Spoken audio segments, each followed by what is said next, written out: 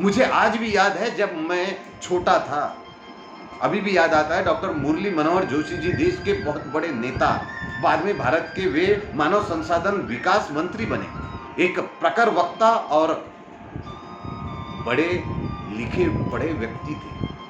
और एक अभियान उन्होंने उस समय चलाया था, कश्मीर के लाल चौक पर तिरंगा लगाने का, झंडा लगाने का। वे झंडा लगाने के लिए एक अभियान चला के गए थे और उस यात्रा के संयोजक थे आज के हमारे माननीय प्रधानमंत्री जी नरेंद्र मोदी। उस यात्रा के संयोजक थे उस समय।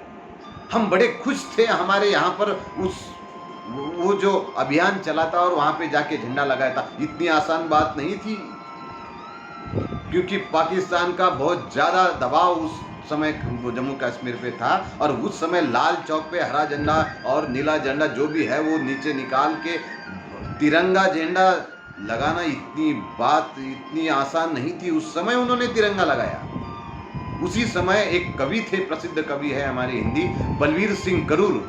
इन्हों की कविता हम सुनते हैं तो आज भी ऐसा लगता है। उन्होंने कहा है अपनी कविता में, कुछ देशभक्ति के मंत्र वहां हमने जाकर बांचे तो है लाल चौक पर, हम देशद्रोह के विषधर फन पे जाकर नाचे तो है, आतंकवाद के अंधकार को आगे बढ़कर ललकारा तो है,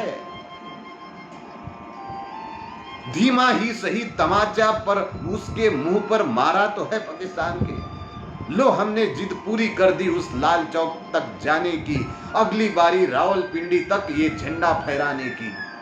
आज भी वो कविता पढ़ते हुए या सुनते हुए कहते हुए मेरे शरीर पे रोमांच आने लगते, क्योंकि है ही वैसी कविता। बहुत आनंद होता है जब हमारे प्रधानमंत्री जी दिवाली की छुट्टियों में सियाचिन जाते हैं, उन सैनिकों को बताने के लिए जाते हैं कि आप हमारे घर के मेंबर हो।